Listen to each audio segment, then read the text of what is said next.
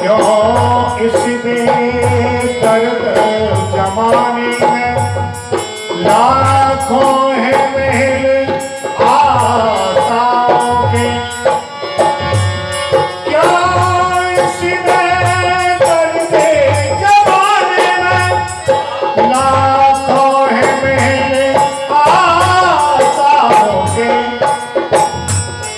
हर रोज बनाए, हर रोज बनाए, हर रोज बनाए जाते हैं, हर रोज मिटाए जाते हैं।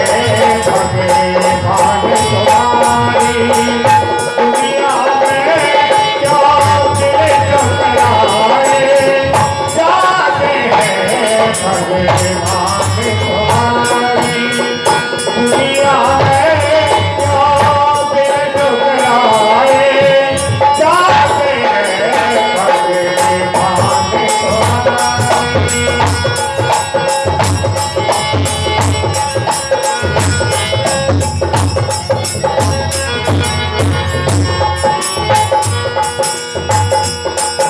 अंतिम कड़ी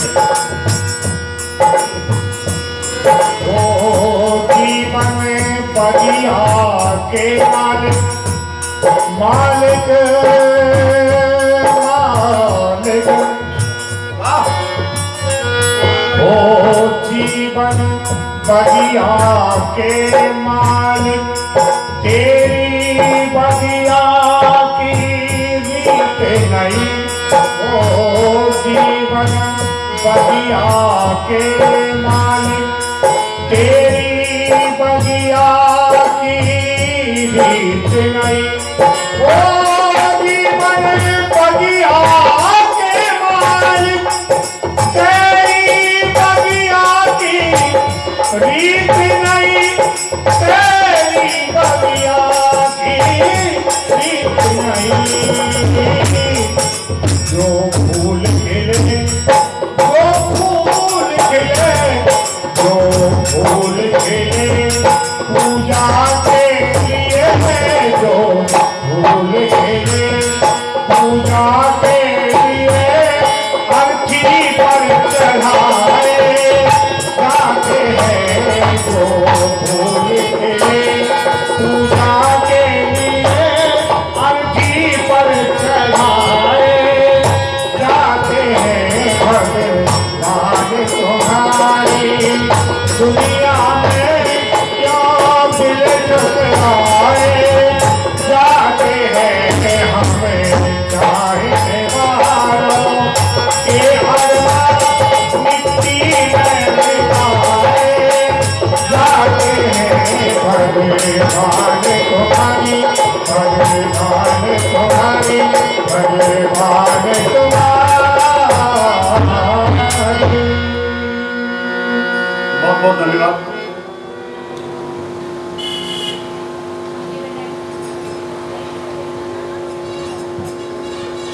बैकुंठ धाम आश्रम परम पूज्य स्वामी जी महाराज श्री सीताराम दादा,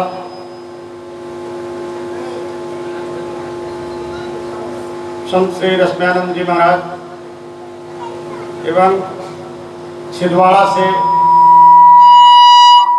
आए हमारे रघुवंश शिरोमणि, बड़े सौभाग्य की बात है कि आप लोग पधारे हैं। हमारे साथ के श्री चेयरमैन साहब जी भी हैं यहाँ पे, और श्री दान सिंह पटेल जी आदरणीय, आदरणीय श्री जगत सिंह बाबू, आदरणीय मुनराज सिंह जी, आदरणीय रमेश बाबू जी, राजकुमार पटेल जी, हमारे छिंदवाड़ा से पधारे सभी रघुवंश शिरोमणियों का इस बैकुंठ धाम में बहुत बहुत स्वागत और हार्दिक अभिनंदन। बड़े सौभाग्य की बात है यहाँ उपस्थित इस सत्संग कथा में सभी लोगों का हार्दिक स्वागत और अभिनंदन करता हूँ। और सबके अंदर भगवान की उस परम तत्व आत्मा जो भगवान रघुवंश शिरोमणि ने कहा,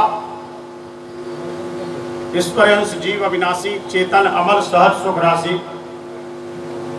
तो मैं सबके चरणों में सादर प्रणाम करता हूँ। सबसे पहले कथा के प्रारंभ में गुरु की वंदना होगी, क्योंकि बिना गुरु के इस जीवन में कुछ संभव किसी को आज तक नहीं हुआ है। तो सबसे पहले गुरु की वंदना। रामकृष्ण सबसे बड़े तिन्हों ने गुरु कीन, और तीन लोक के अधिपति रहे गुरु आधीन। स्वयं परमात्मा भी गुरु के अधीन रहा, इसलिए बिना गुरु पूजा के कुछ नहीं होता है। रामचरितमानस गोस्वामी जी महाराज ने गुरु की कृपा से ही लिखा है। तीन लोक खंड में गुरु से बड़ा न कोई, करता करे न कर सके गुरु करे सो। सात समुद्र के मस करूं लेखन सब बन रहा है, धरती सब कागज करूं गुरु गुण लिखा न जाए।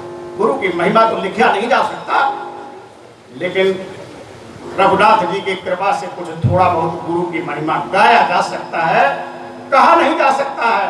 संत और गुरु की महिमा कही नहीं जा सकती। संतन की महिमा अधिकाई, और बहुविध वेद पुराणन गाई। वेद और पुराण भी नहीं गा सका जिसकी महिमा, उसकी महिमा हम और आप क्या गा सकते हैं।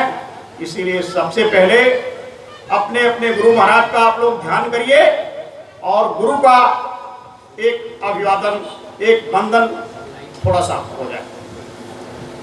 गुरुर्ब्रह्मा गुरुर्विष्णु गुरुर्देवी महेश्वरः, गुरुर् साक्षात् परं ब्रह्म, तस्मै श्री गुरुवे नमः।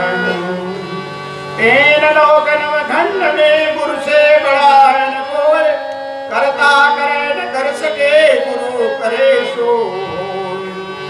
गुरु को माथे राखिए, और गुरु की आज्ञा माहे। कह कबीर का शिष्य को तीन लोक भय नाए।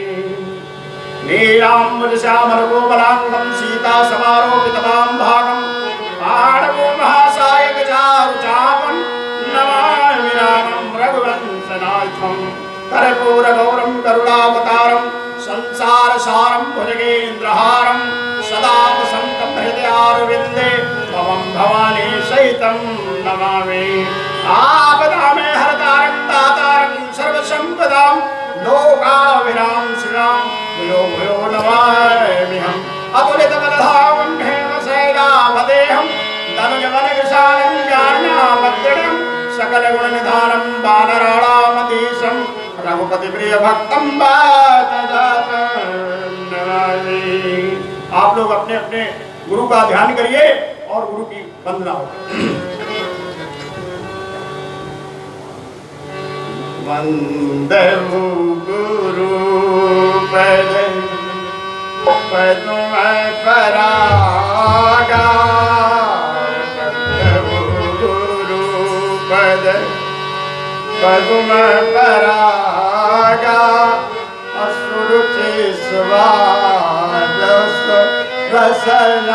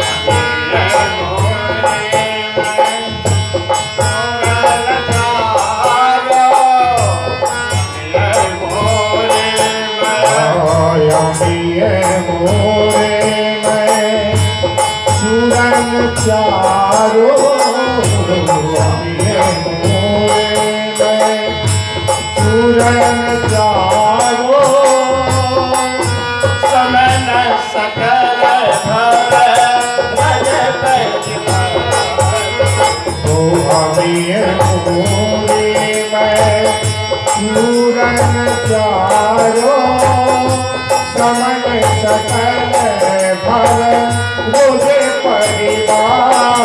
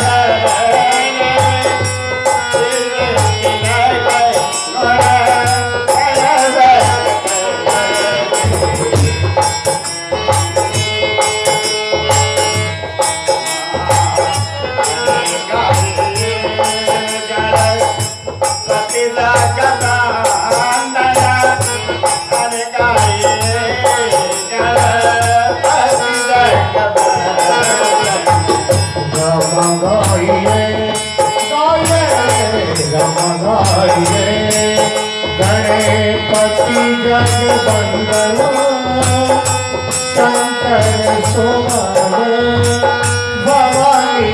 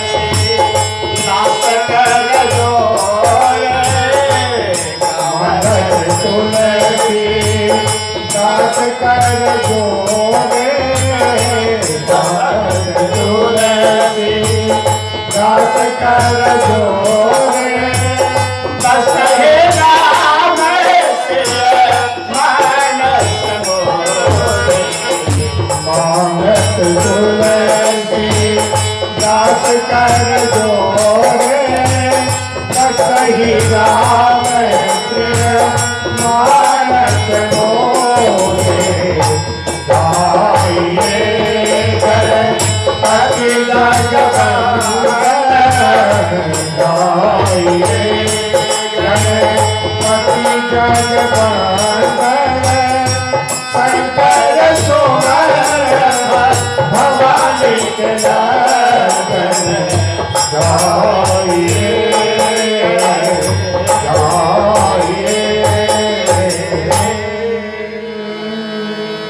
गाइए गणपति जगवंदन। मंगलम भगवान विष्णु मंगलम गर्भध्वज मंगलम पुंडरीकाक्षा मंगलाय तनिहर। गुरु की महिमा, गणपति जी की वंदना किसी भी कार्य के प्रारंभ में होना ही चाहिए। अब बड़े सौभाग्य की बात है कि भगवान की कृपा से इस सत्संग का अवसर मिला हुआ है। देखिए क्या है, सत्संग को फल कहा गया है। मन बुद्धि और चित्त को एकाग्र करके सत्संग का आयोजन किया गया है और उसे सुना जाए। सत्संग सुनाने की क्षमता हमारे अंदर तो नहीं है, लेकिन गुरु महाराज की कृपा से हम और आप मिलकर परमात्मा की कुछ चर्चा करेंगे, उसी का नाम प्रभु सत्संग रख देगा। अपनी व्यथा, अपना विरह, अपना तड़प उस परमात्मा के चरणों में अर्पित करेंगे, जिससे इस आंसुओं से अगर एक बूंद भी इस आंख से अश्रुधारा निकल गई तो ये कथा भगवान के चरणों में आप हाथ जोड़ें और ये समझिए कि ये कथा सफल हो गई आपकी। रुपए के लिए, धन के लिए, दौलत के लिए, बेटी के लिए, रुपया के लिए आज तक तो बहुत रोया, लेकिन परमात्मा के लिए इस आंख से आंसू नहीं निकला। परमात्मा बिना प्रेम के, बिना अनुराग के मिलता नहीं किसी से। समय ऐसा है कि इस हृदय में प्रेम पैदा करें और प्रेम सिर्फ सत्संग से ही मिलता है, बाकी किसी चीज से नहीं मिलता है। गोस्वामी जी लिखा, वह जीव बड़ा भाग्यशाली है जिसे सत्संग का अवसर प्राप्त होता है। सत्संग को फल इसलिए कहा गया है कि आप जो करोगे, यज्ञ करोगे, तप करोगे, दान करोगे तो आपके पुण्यों का खजाना जमा होगा, लेकिन सत्संग करोगे तो पुण्यों का खजाना भी जमा होगा और तत्काल फल आपको प्राप्त होगा। अगर आपके ऊपर किसी प्रकार की समस्या और ग्रह होने वाली है, आने वाली है और सत्संग आप सुन लिए तो तत्काल टल जाएगा। इसलिए गोस्वामी जी ने सत्संग को फल कहा है। फल मतलब क्या?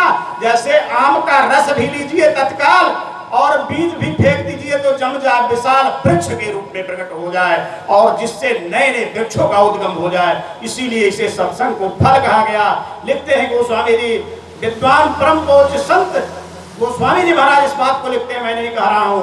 मचन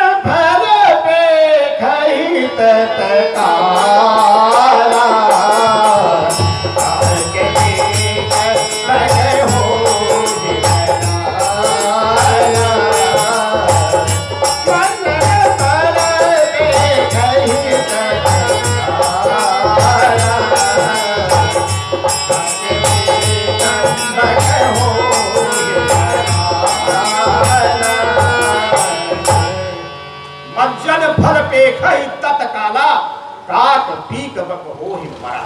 सत्संग का तत्काल प्रभाव दिखता है और कौवा भी हंस हो जाता है। बड़ा भाग्य होता है जिसका वही सत्संग में आता है। लिखते हैं कि बड़े भाग्य पाए बसत संगा, अब नहीं प्रयास छोटी भैल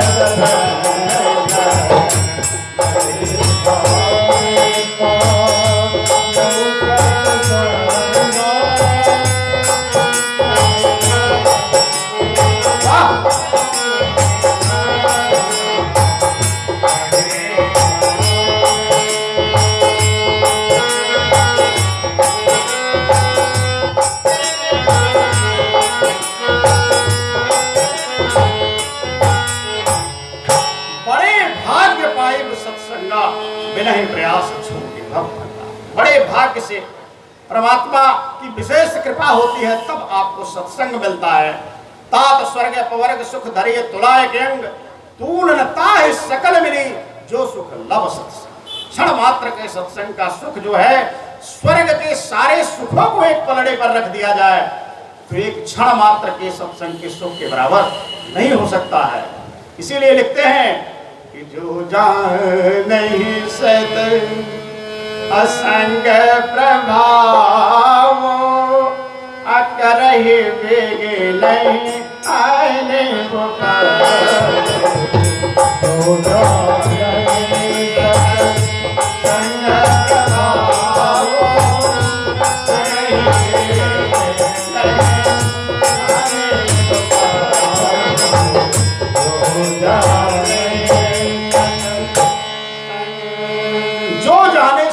प्रभाव वेग ज्ञान ले।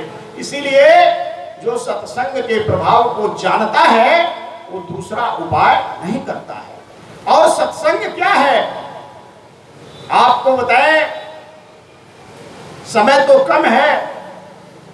रामचरितमानस एक ऐसा ग्रंथ है कि नावादास जी महाराज ने लिखा कि रामचरितमानस भगवान की कृति ही नहीं आकृति है। इसका हर चौपाई जो है भगवान का स्वरूप है।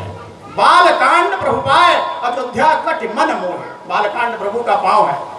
समय अभाव के कारण कथा संक्षेप में ही सुनाई जाएगी आपको, क्योंकि अगर इसी दो चौपाई पर बोला जाए तो 3 घंटा बोला जा सकता है, लेकिन समय कम है थोड़ा, इसलिए थोड़ा सुनाया जाएगा। तो बालकांड प्रभु पाए अयोध्या कट मन मोहे रामचरितमानस संत फकीर महात्मा के द्वारा लिखा गया है। इसका एक एक चौपाई ये भगवान की आकृति है, आपके समस्त दुखों का हरण करने वाली है।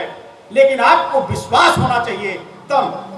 बट विश्वास कठिन निज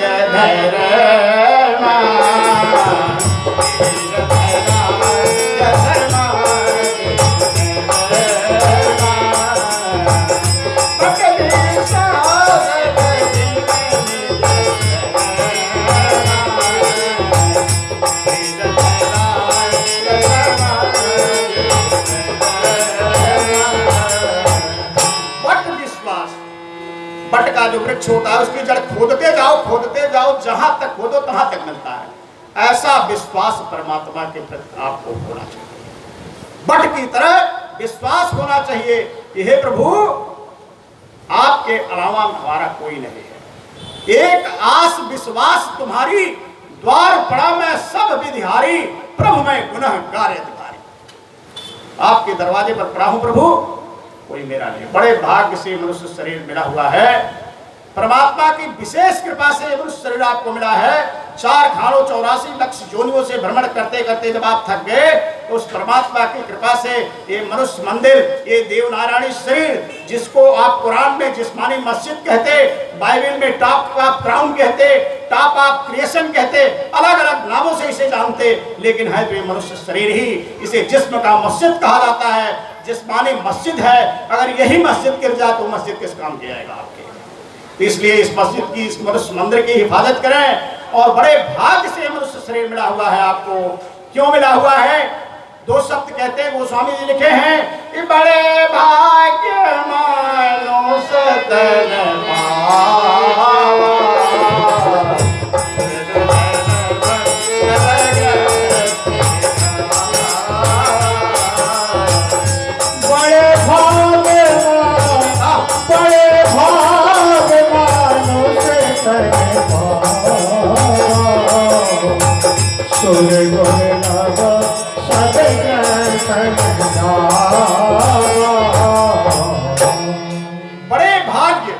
बड़े भाग्य से मनुष्य शरीर मिला है। इसे देवी देवता भी चाहते हैं कि ये शरीर मुझे मिल जाए, क्योंकि एक कर्म योनि है और देवता भोग योनि है। इस कर्म योनि में आकर परमात्मा ने बड़े कृपा से मनुष्य शरीर दिया है। इसलिए जो है ईश्वर की दया से शरीर आपको मिला हुआ है। क्योंकि गोस्वामी जी लिखते हैं कब होते करे करुणा कर दे अदेते से बिनो हे तो सने। कब होते करे करुणा कर दे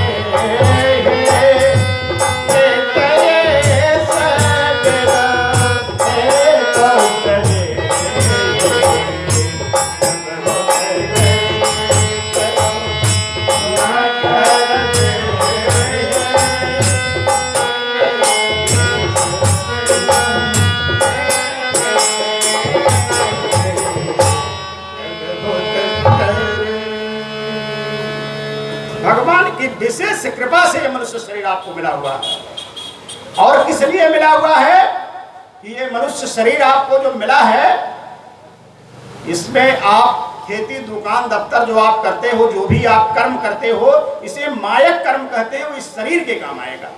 लेकिन जो सेवा, धर्म, परमार्थ, सत्संग, महात्माओं की सेवा, संतों, फकीरों, महात्माओं, मुर्शिदों, पैगंबरों की खोज करते हो, उनके बताए हुए मार्ग पर चलते हो, मनुष्य शरीर में परमात्मा की सच्ची इबादत करते हो, उसे आत्मिक कर्म कहते हैं। वो निर्मायक कर्म है जो मरने के बाद उसी से आपका हिसाब होगा। धोखा दोगे, चोरी करोगे, बेईमानी करोगे, जीवों को मारोगे, काटोगे, खाओगे, तो जब मरोगे और हिसाब होगा तो परमात्मा मारकर हड्डी तोड़ देगा आपकी। गरुड़ पुराण में जो 22 प्रकार के नरकों का वर्णन किया गया है, उस हिसाब से उस नरकों में डाल दिए जाओगे और एक भी आपकी नहीं सुनी जाएगी। अरे भाई थोड़ा ध्यान से सुन लो, आप थोड़ी सी मोटी बात हमारी आप सुनो। अगर ये सामान आपका होता तो इस शरीर के साथ जाता, नहीं तो आप शरीर ये पड़ा, बेटा इधर पड़ा, बेटी इधर पड़ी, मकान इधर पड़ा, दुकान इधर पड़ा और ये सब इधर पड़ा, ये कपड़े भी निकाल दिए इधर पड़ा।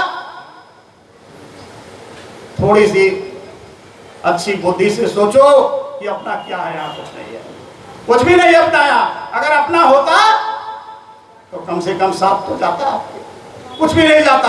ये मनुष्य शरीर किराए का मकान है। Human life is the rented house, किराए का मकान है। मकान मालिक निकाल कर बाहर कर देगा, आपका नाम और निशान खत्म हो जाएगा इस दुनिया से। इसलिए परमात्मा ने भजन करने के लिए शरीर आपको दिया है।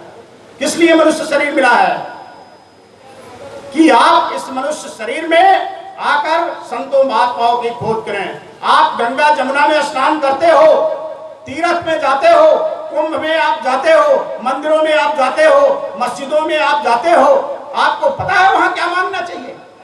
आज तक क्या आपने मांगा? आपने वही मांगा जो आपके शरीर के काम आएगा।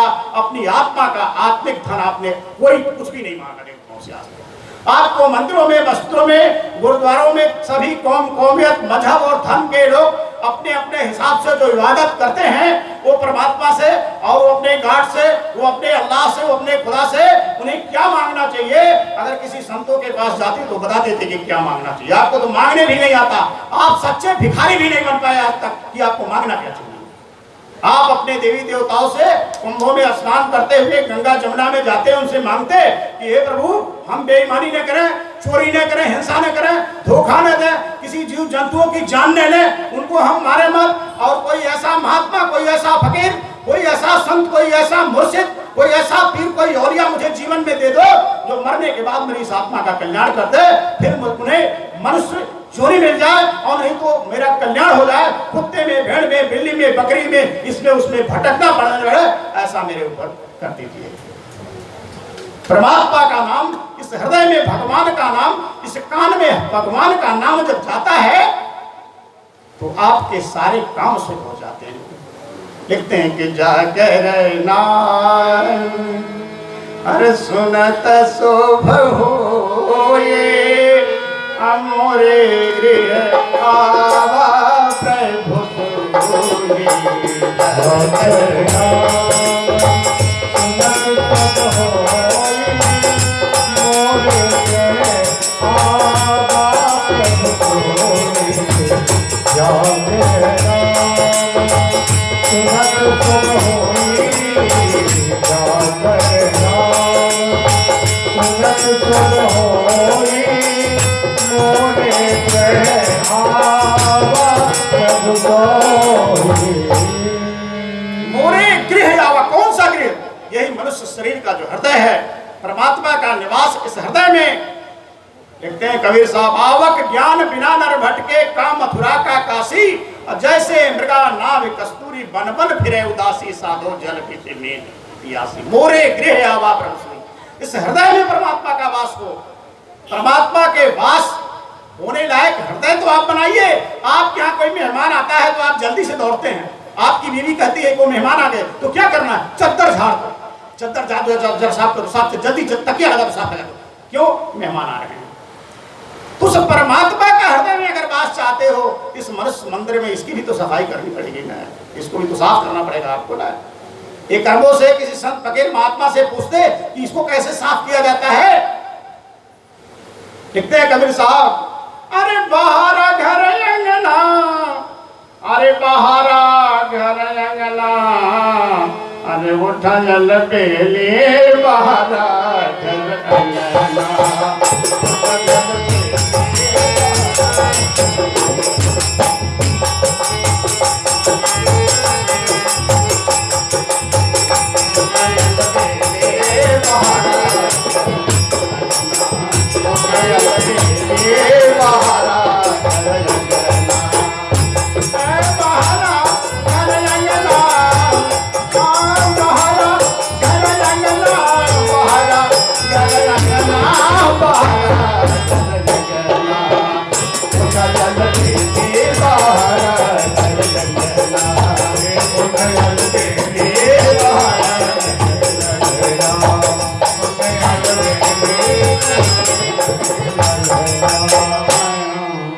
गुरु नाम का झाड़ू लेकर, गुरु नाम का झाड़ू लेकर, गुरु नाम का झाड़ू लेकर, गुरु नाम का झाड़ू लेकर, भजन नाम का लेकर करना बहारा अंगना, उठा बेले बहारा अंगना, उठा बेले बहारा अंगना, उठा बेले बहारा अंगना,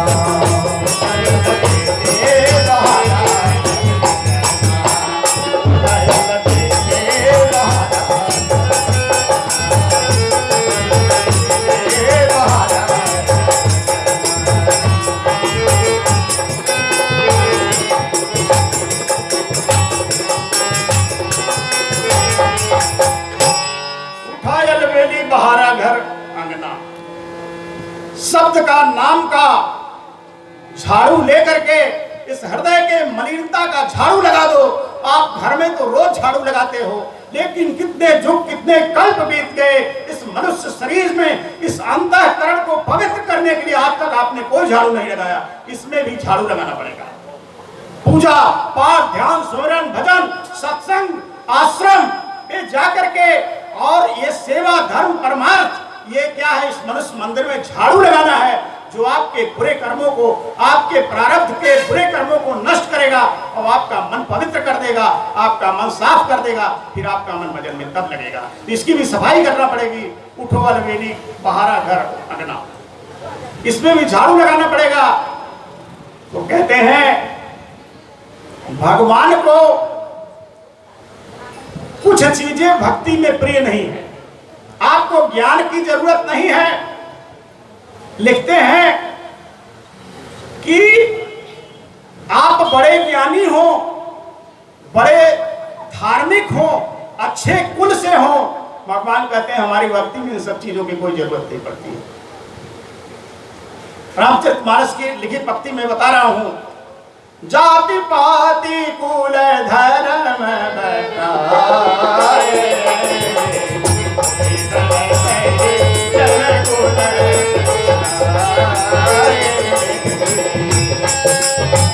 जाति पाति कुल धर्म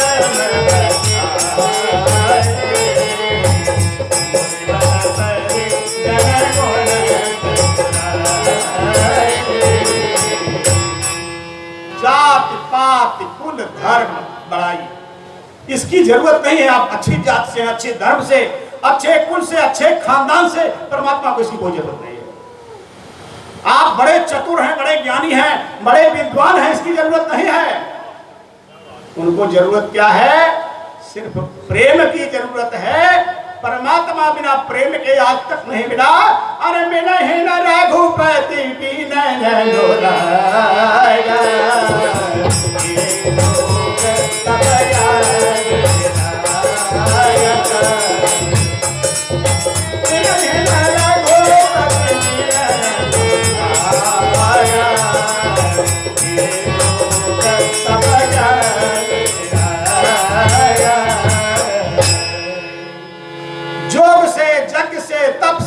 ज्ञान से नहीं, अनुराग से वो परमात्मा मिलेगा। पोथी पढ़े पढ़े जगमुआ पंडित बयान कोय, ढाई अक्षर प्रेम का पढ़े सो पंडित हो, पढ़े सो पंडित हो, ढाई अक्षर प्रेम का पढ़ो। मुर्गे मुर्गियों से, जीव जंतुओं से अगर प्रेम आपने आज तक नहीं किया, इनका गला काट कर खा गए, किस बात का प्रेम आपके हृदय में? भाई बताओ तो आप, कैसा प्रेम आपके हृदय में है? जीवों के पे प्रेम नहीं कर रहे हो, मुर्गे मुर्गियों को आप मारकर खा जा रहे हो, उनसे मोहब्बत प्यार नहीं है, तो भगवान से प्यार कहां से आपसे हो जाएगा? प्रेम की शुरुआत तो जाके दया धर्म नहीं, मन में मुखरा क्या देखे दर्पण में? क्या दर्पण में अपना शीशा देखते हो? अगर जीव जंतु अबोध जानवरों को आप जो है मारकर खा जा रहे हो, तो क्या आप जीवों को क्या आप रक्षा करोगे? क्या भगवान की भक्ति आप करोगे? आपको प्रेम से इस हृदय में अनुराग ला करके भगवान के नाम का जप करना है। पूजे नाम रूप बिन देखे, आवत हृदय स्नेह विशेष। अगर किसी का मोबाइल नंबर आपके पास है तो आपकी बात उससे हो जाएगी, लेकिन सज्जनों बैटरी तो आपको चार्ज करना पड़ेगा। अगर बैटरी ही टी फूटी बता रही है तो क्या करेंगे? बात कहां से होगी? तो संतों महात्मा की सेवा, सत्कर्मों से, दान से, पुण्य से, परमात्मा से इस मनुष्य शरीर की बैटरी को चार्ज कर लो, जिससे भगवान का नाम लेने से परमात्मा की दया को आपको मिल जाए। अच्छा, कुछ लोग कहते हैं कि हमारे ऊपर भगवान की दया नहीं है। अच्छा ये बताओ, आप सूर्य को गाली दो तो क्या सूर्य प्रकाश नहीं देगा? आपको देगा। इंद्र को गाली दो तो क्या आपके खेत में पानी नहीं बरसेगा? ये परमात्मा है, ये आपके कर्मों पर ध्यान नहीं देता है। ये अपनी दया सभी पुत्रों को समान रूप से देता है, लेकिन गड़बड़ी कहां हो जाती है? किसी ने कहा सूर्य की रोशनी को कोई नहीं रोक सकता। हम कहते हैं 50 रुपए का छाता रोक सकता है। 50 रुपए का छाता ले लो और तान दो, सूर्य की रोशनी रुक गई। तो ये काम का, क्रोध का, मोह का, लोभ का, अभिमान का, अहंकार का ये जो छत्ता लगा लिए हो ना, इससे वो कृपा वहीं से रिवर्स हो जा रही है और आपको मिल नहीं पा रही है। आप अपना छत्ता हटा दो, क्रोध का, काम का, मोह का, लोभ का, अहंकार का, ईर्ष्या का, द्वेष का छत्ता हटाओ, परमात्मा की कृपा आपके ऊपर हो जाएगी। उसको तो आप हटाओ। देखिए क्या है, मनुष्य जीवन में यथार्थ बातें होनी चाहिए जो आपके व्यवहारिक जीवन में काम आए, जो आपके व्यवहार में काम आए, आपके मनुष्य शरीर के लौकिक जीवन में काम आए और आत्मा के काम आए, जो आपके पारलौकिक जीवन में काम है। नाम ही एक ऐसा आधार है। नाम कलयुग में भगवान का आप लीजिए और उसी नाम से आपका कल्याण होगा। क्या लिखते हैं? कलयुग जोग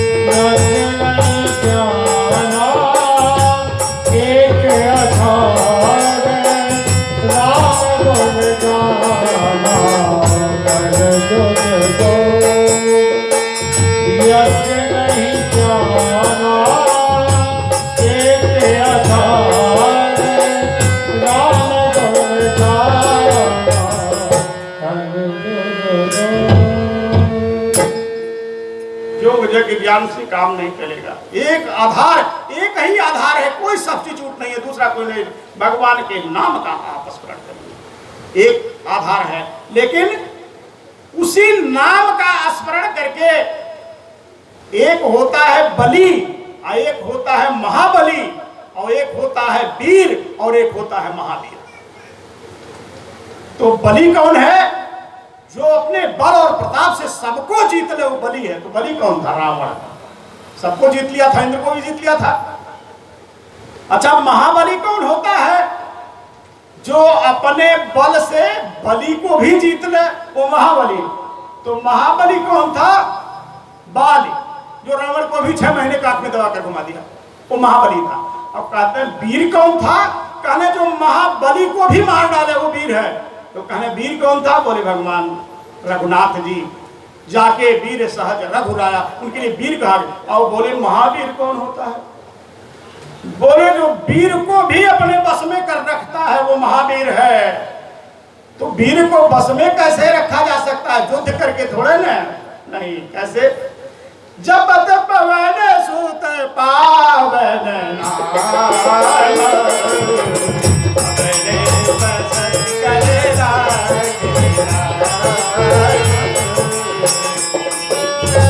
जब पवन सुत पावन अपने बस कर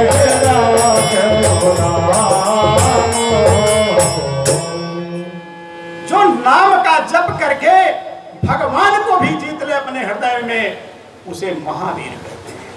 ऐसे महावीर भगवान के परम प्रिय हमारे श्री हनुमान जी महाराज हैं, जिसे अभिमान नहीं होता है, जिसे कर्ता का भाव नहीं होता है, वही महावीर हो सकता है। भगवान के नाम का स्मरण करके जो स्वयं भगवान को भी अपने हृदय में रख लिया, उसी का नाम महावीर। एक बार किसी ने हमसे पूछा, हनुमान जी किस जाति के थे? ब्राह्मण। तो ब्राह्मण कुल में पैदा तो हुए थे, लेकिन राम जी उनको गोद ले लिए थे। राम जी ने उनको गोद ले लिया, प्रमाणिक है। अजर अमर गुण निधि सुत हो,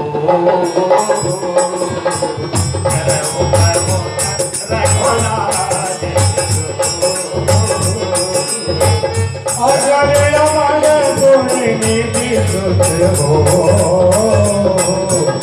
करहु बहुत रघुनायक सो,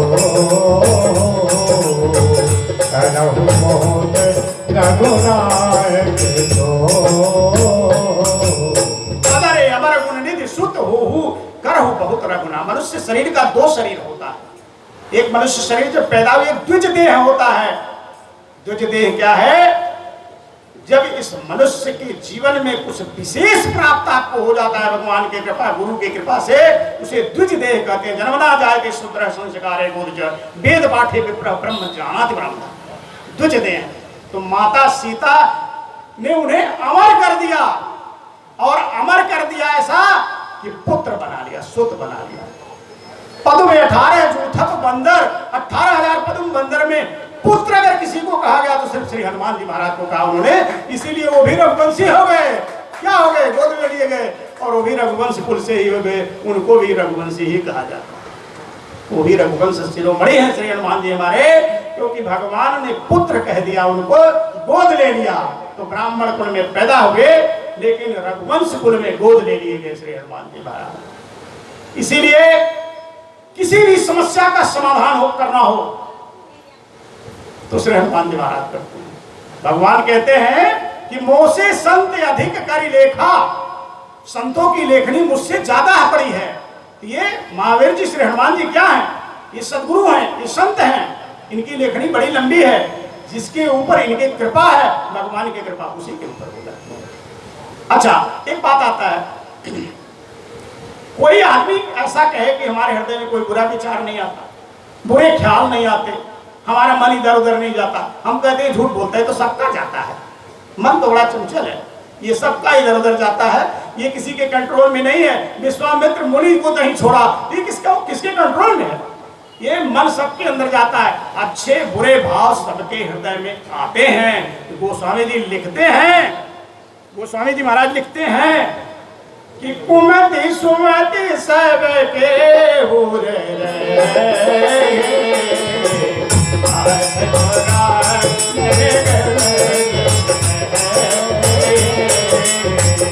सुमति कुमति सुमति कुमति सबके रात पुराणे निगम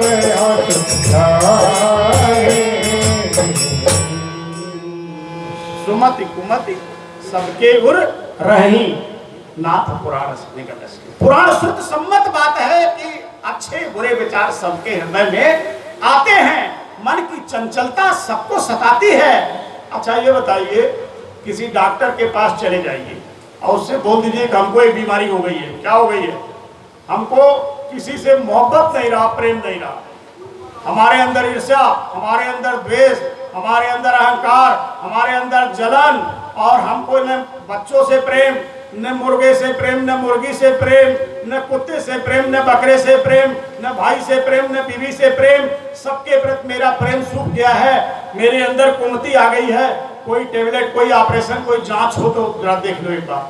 दुनिया की कोई भी इंस्टीट्यूट, पूरे वर्ल्ड का कोई भी हॉस्पिटल ऐसा नहीं है जिसके पास इसका इलाज हो। एक ही जगह है इसका इलाज, वो स्वामी जी लिखते हैं। सभी हॉस्पिटल टेस्ट करके नहीं बता पाएगा इसका इलाज। आपके शरीर का 5 लीटर खून निकाल दिया जाए, लेकिन कोई लेबोरेटरी ये नहीं बता पाएगा कि आप बड़े अहंकारी हैं।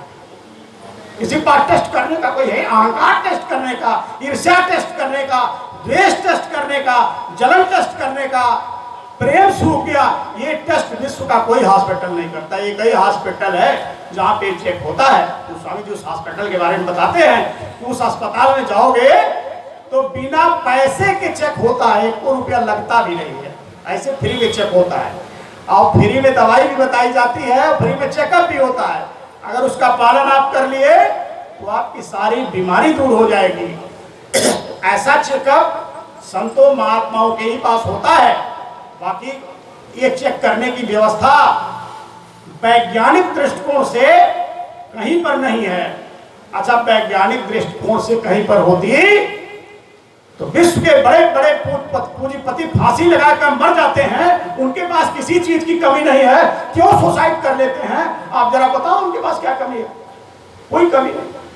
उनके मन की चंचलता, उनकी मन बुद्धि और चित्त में एकाग्रता नहीं है, और वो सुख की खोज में इतना व्याकुल हो जाते हैं कि अपने आप को ही समाप्त कर देते हैं। उनके हृदय में प्रेम नहीं है, उनके हृदय में अनुराग नहीं है। तो ऐसी कुमति जब आपके पास आ जाए तो कौन सी दवा है जो काम करेगी? रामचरितमानस में भी लिखा है और हनुमान चालीसा में भी लिखा है। महावीर विक्रम बजरंगी, कुमति निवार सुमति के संगी। महावीर जी महाराज के शरण में चले जाइए, आपके कुमति का निवारण हो जाएगा और कुमति आपकी दूर हो जाएगी। अच्छा ये बताइए, क्या परमानेंट दूर हो जाएगी? परमानेंट दूर हो जाएगी। अच्छा आप ये बताओ, आपकी दाढ़ी रोज बढ़ती है, बाल रोज बढ़ता है, आप किसी से शिकायत करते हो?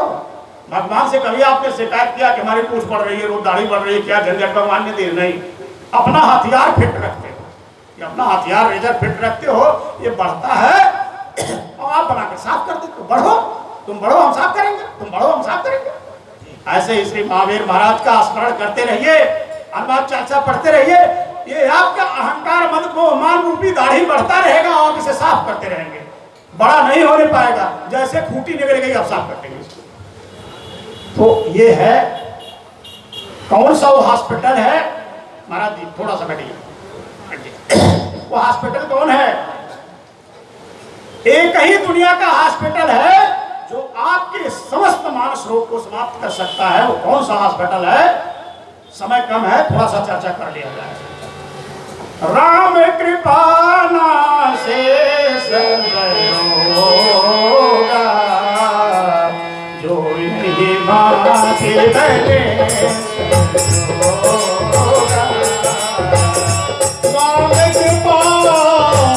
राम कृपा नासे सर्वयोगा।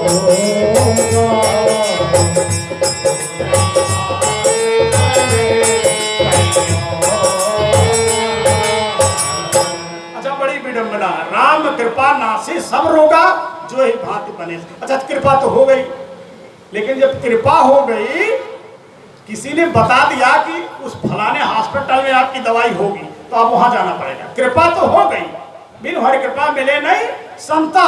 अब कृपा हो गई, लेकिन कृपा क्या हो, क्या करना पड़ेगा?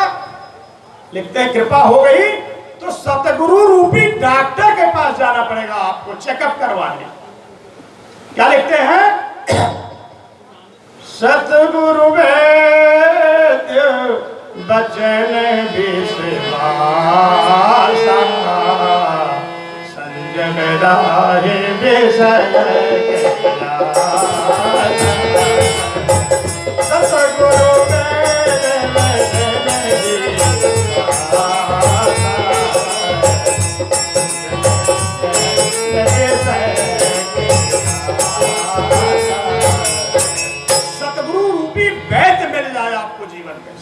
जाए, महात्मा मिल जाए, मुर्शिद पैगंबर फकीर मिल जाए, लेकिन कुछ परहेज भी तो आपको करना पड़ेगा।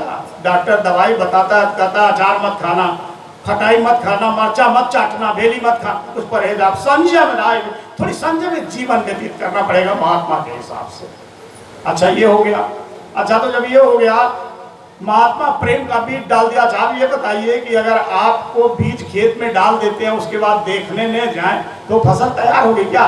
नहीं होगी। खरपतवार उसमें इतना जम जाएगा कि उसको दबा देगा।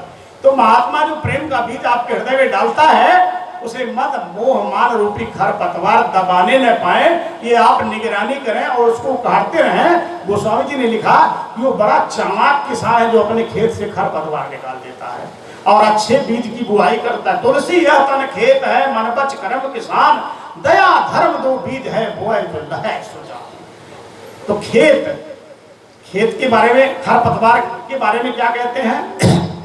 खेत निरावै अरे चतुर किसाना, अजनि बुद्धि तजहि, मोह में दमारा, खेत निरावै चतुर किसाना, अजनि बुद्धि तजहि, मोह में दमारा,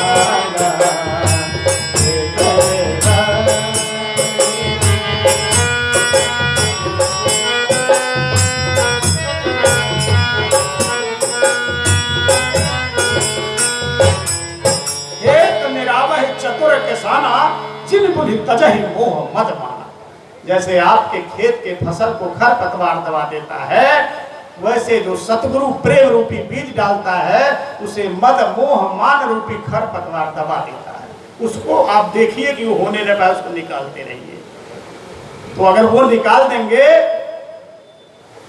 तो रघुपति भगति अस जीवन मोरे, अयनो पान श्रद्धा मत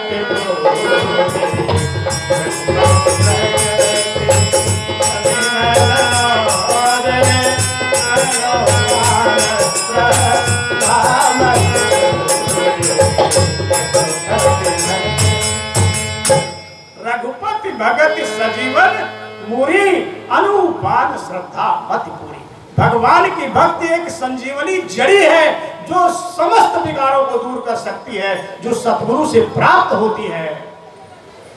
अगर वह प्रेम की जड़ी लेकर के अपने हृदय में प्रेम पैदा कर लिया आपने, तो भले हो सोजो अरे रोग न साहि, अनाहित कोटि जगत नहीं जाए, रोग न साहि, अनाहित कोटि जगत नहीं जाए। भले उस जो यह रोग न साहि, और नाहित कोटि जतन नहीं जाए। तब तो ये रोग आपका नष्ट हो जाएगा, और नहीं तो करोड़ों जतन करते रहोगे, आपका ये रोग समाप्त नहीं होगा, ये भवरोग। और मरने के बाद जीवात्मा कुत्ते भेड़ बिल्ली बकरी में चली ही जाएगी, आप रोग नहीं पाओगे। अच्छा, सतगुरु को वैद्य क्यों कहा गया? एक विषय है। वैद्य इसलिए कहा गया, बड़ा अच्छा कपड़ा पहन के डॉक्टर के पास चले जाओ, सेंट लगा चले जाओ, लेकिन जब एक्सरे मशीन पर चढ़ा देगा तो कपड़े की कीमत खत्म हो जाएगी, आपकी हड्डी दिखा देगा और बताएगा कैंसर है। तो महात्मा, महापुरुष, फकीर, पीर, पैगंबर, रहनुमा, औलिया आपका कपड़ा लत्ता शकल सूरत नहीं देखता, अंदर की फिगर निकाल लेता है कि आपने क्या कर्म किया, क्या कुकर्म किया, वो सब पकड़ लेता है अंदर से। इसीलिए उसे वैद्य कहा गया है सतगुरु को। सतगुरु वैद्य है। देखिए क्या है, भक्ति आदत ही होती है। संतों को इतना पावर है जो भगवान का नामकरण करने की क्षमता रखते हैं। वो जो नाम रख देते हैं उसी नाम में शक्ति आ जाती है। भगवान कृष्ण का कृष्ण नाम गर्गाचार्य जी महाराज ने लिखा, कृष्ण नाम गर्गाचार्य जी ने रखा था और राम नाम वशिष्ठ जी ने रखा था। जब नामकरण भगवान का होने लगा तो वशिष्ठ जी के आंख में आंसू आ गया कि परमात्मा का क्या नामकरण करें, जिनके करोड़ों नाम पहले से ही, उनका नाम मैं क्या कर सकता हूं। तो बोला उन्होंने, ए आनंद सिंधु सुखरा से करते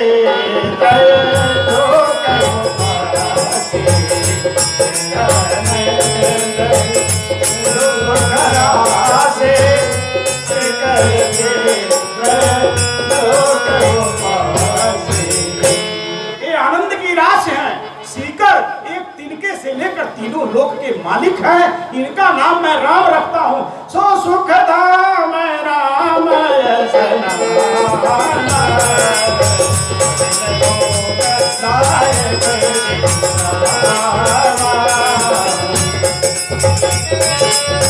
सो सुख धाम राम अपने लोग के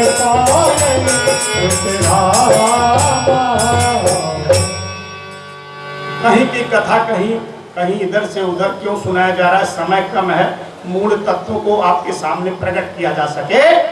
तो रामचरितमानस की एक चौपाई पर एक हफ्ते कथा की जा सकती है, और वो चौपाई एक ही चौपाई है, लेकिन समय अभाव के कारण हर तत्वों की जानकारी आपके बीच में देना है।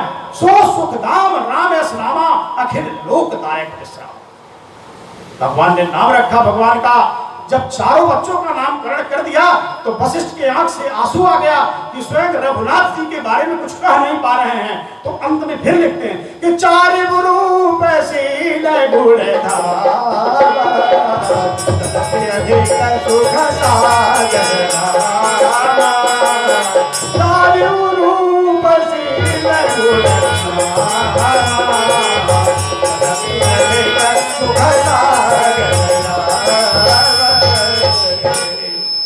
चारों रूपशील गुण के धाम हैं, लेकिन रघुनाथ जी विशेष सुख सागर हैं।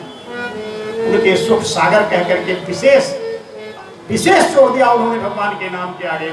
तो स्वयं परमात्मा का नामकरण करने का अधिकार भगवान को होता है। संत को वो पावर होता है जो आपकी तकदीर को भी बदल सकता है, लेकिन तकदीर न बदल के तरकीब निकालता है, क्योंकि ब्रह्मा की लेखनी में परिवर्तन इसलिए नहीं करता कि व्यवस्था कौन बिगाड़े।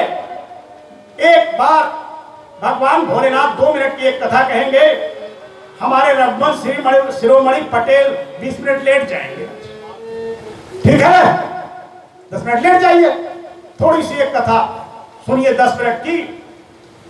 एक बार भगवान भोलेनाथ इस पृथ्वी पर विचरण कर रहे थे मां पार्वती के साथ। एक बनिए का मकान था।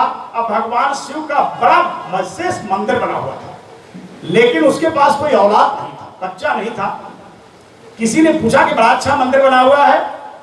तब तक एक आदमी बोला, हाँ कोई भोगने वाला नहीं है, कोई बेटी बेटा नहीं है। माता पार्वती ने कहा, आपका इतना बड़ा भक्त और आपने कोई पुत्र इसे नहीं दिया। बोले देवी चलो इस सब पचड़े में मत पड़ो, ये सब संसार की व्यवस्था चलती। बोले नहीं, ऐसा कैसे होगा। बोले उसके भाग्य में है ही नहीं है, ये कर्म की प्रधानता है, जो मनुष्य जैसा करता है वैसा भोगता है। कर्म प्रधान ईश्वर चिरागा, योग सकराय सोत सफल कागा। कर्म प्रधान ईश्वर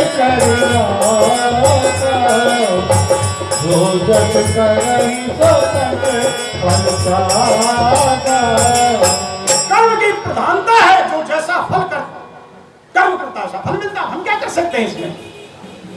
हम विधाता की लेखनी को थोड़ा बिगाड़ देंगे। अब नहीं है तो नहीं है, चले गए। इधर भोलेनाथ गए, उधर से एक तत्वदर्शी महात्मा एक फकीर आ रहे थे। भगवान शिव का विशेष मंदिर देखकर वहीं रुक गए। बनिया बड़ा स्वागत किया, और जब बड़ा स्वागत किया तो महात्मा जी सुबह जाने लगे। बोले कोई वरदान मांग लो। बनिया रोने लगा, बोले अब क्या वरदान मांगना। दशरथ जी को वशिष्ठ जी चौथे पन में पुत्र की प्राप्ति कराए थे। किसके भाग्य से? गुरु के आशीर्वाद से। तो बनिया सोचा, रोने लगा, बोले कुछ नहीं मांग लो, कुछ भी मांग लो। बोले क्या मांगना है? चौथा पन आ गया, जाने की उम्र आ गई।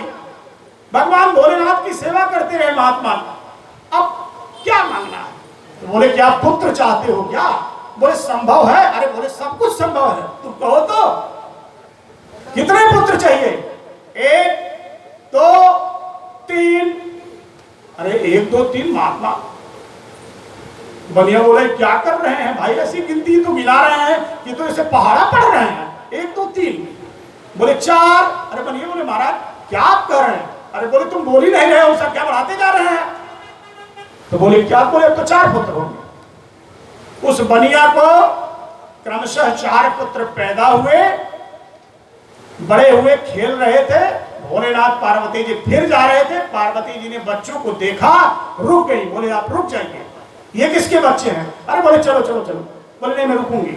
बनिए से पूछे, उन्होंने कहा कि ये हमारे ही पुत्र हैं। बोले कैसे हो गए? बोले एक महात्मा आए और हम समझ नहीं पाए और उन्होंने 1 2 3 4 ऐसे कह दिया, अब ये 4 पुत्र हमारे क्रमशः बुढ़ापे में पैदा हो। पार्वती जी बोली अरे स्वयं भोलेनाथ नहीं दिए और ये महात्मा कौन आ गए जो कह रहे थे उसकी तकदीर में ही नहीं है, अरे 4 पुत्र ये दे करके चले गए। तो बोले ये बताओ महादेव जी, आप कह रहे थे इसके तकदीर में 4 पुत्र इसी बनिए के हैं।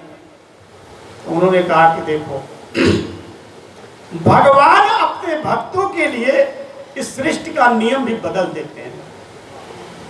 प्रबल प्रेम के पाले पड़कर प्रभु को नियम बदलते देखा। प्रबल प्रेम के पाले पड़कर प्रभु को नियम बदलते देखा।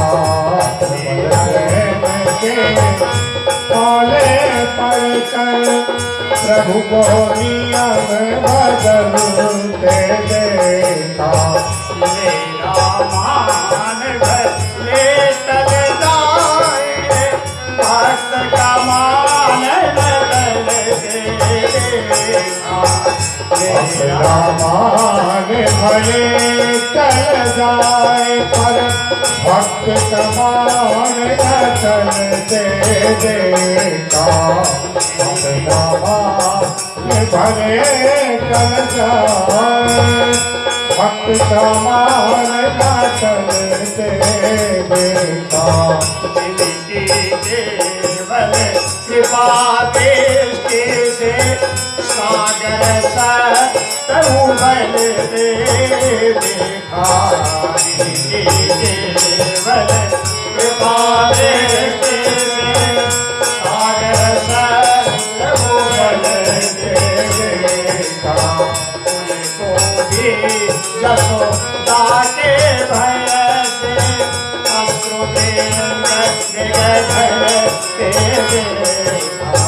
तेरा मान भले टल जाए, भक्त का मान न चले देखा।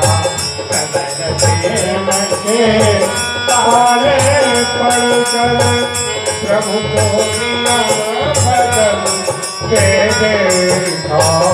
प्रबल प्रेम के पाले पड़कर प्रबल प्रेम के पाले पड़कर प्रभु को नियम बदलते देखा। 8 लाइन का भजन है, 2 लाइन गाए हैं, समय कम है ना। तो जिनकी केवल कृपा दृष्टि से सागर सप्त उबलते देखा, उनको भी जसोदा के भय से अश्रु धन्य हो प्रेम के वशीभूत परमात्मा, जसोदा के भय से रोते हुए देखा गया उनको। माँ कौशल्या अम्बा के कक्ष में जब भगवान प्रकट होते हैं तो विशाल स्वरूप में प्रकट हो जाते हैं। नीलांबर श्यामल कोमलांगम सीता समारोपितवाम भागम पाणौ महासायक चारु चापम नमामि रामम रघुवंशनाथम। प्रकट होते हैं, उस स्वरूप को देखकर कौशल्या जी डर जाती हैं। बोलती है प्रभु हमारा आपका कमिटमेंट इस तरह से नहीं था जिस तरह आप प्रकट हुए हैं, हमारी बेइज्जती करवाएंगे क्या? कौन कहेगा इतना बड़ा बच्चा पैदा होता है? तो बोले माता जी क्या करना पड़ेगा? बोले छोटा बनना पड़ेगा। तो बोले कि छोटा बन जाए? बोले हाँ। तो छोटा बन गए। बोले अब क्या करना पड़ेगा? अरे बोले छोटा ही नहीं, बच्चा रोता है, बाहर लोग आवाज सुनते हैं और तभी तो कहते हैं बच्चा हो गया। तो प्रभु बोले रोना भी पड़ेगा? अरे बोले रोना पड़ेगा, जब हमारे पुत्र बने हो तो रोना पड़ेगा। तो क्या क्या लिखते हैं गोस्वामी जी महाराज कि जैसे ही भगवान से उन्होंने कहा जय शिशुलीला यह प्रेयसीला यह सुख पर शिशुलीला यह प्रेयसीला यह सुख पर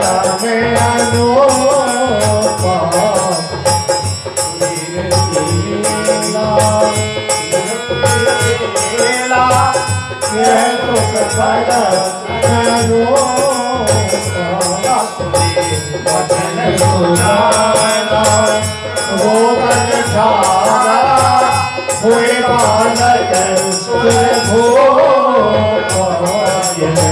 भजन सुना रोदन खाना हुए बालक सुर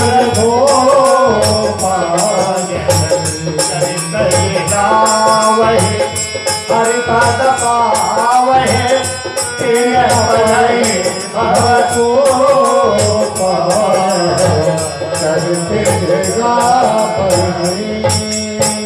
चरित्र जगावे हरि पद पा भगवान रोने लगे चिल्लाने लगे शिशु लीला बाल लीला करने लगे।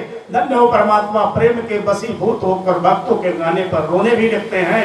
विप्रधेनु सुर संत हितलीन मनुष्य अवतार निज इच्छा निर्भीत तन माया गुण गोपाल। जब जब होय धर्म की हानि बाढ़ई असुर अधम अभिमानी तब तब प्रभु धरे विविध शरीरा हरहु कृपा निधि सज्जन पीरा तथ्य कृतज्ञता भंजन नाम अनेक अनामिक निरंजन।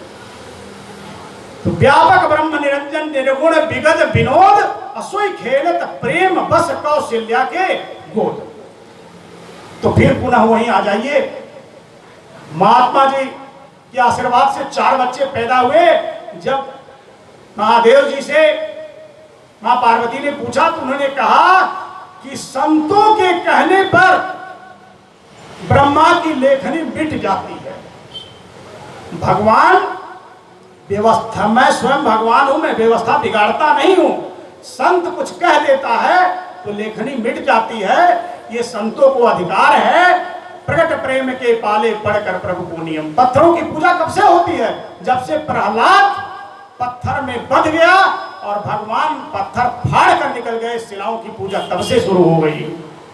तो प्रेमी सज्जनों, संत जो है भगवान की कृपा से लेखनी भी मेट देता है। तो उन्होंने कहा जो संत कह देता है ब्रह्मा को स्पेशल आदेश से देनी पड़ती है। संत ने कह दिया 4 पुत्र होने के लिए, इसलिए 4 पुत्र इनको हो गया। रामचरितमानस के 9धा भक्त में भगवान लिखते हैं यठमा जथा अरे लाभ संतोषा असपने नहीं देखे पर दोषा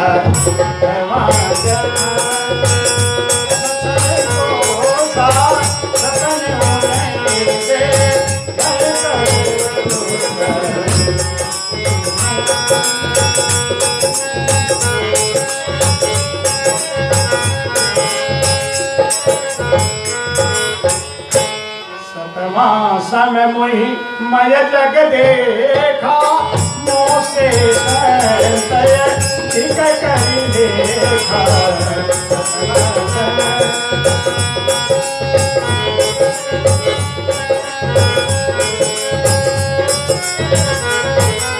संतों की लेखनी मुझसे बड़ी है और कुछ भी कर सकते हैं। इसीलिए जीवन में संत फकीर महात्माओं की खोज करें, उनके बताए हुए मार्ग पर चलें। जीव जंतुओं को मत मारे काटे, शाकाहारी रहें और इस शरीर से कुछ शुभ कर्म करते रहें। समय का थोड़ा अभाव है, इसलिए कथा को यहीं विराम दिया जाएगा और रामचरितमानस की श्री रामायण जी की आरती का प्रारंभ किया जाएगा। जय गुरुदेव। सतगुरु द्वार तुम्हारे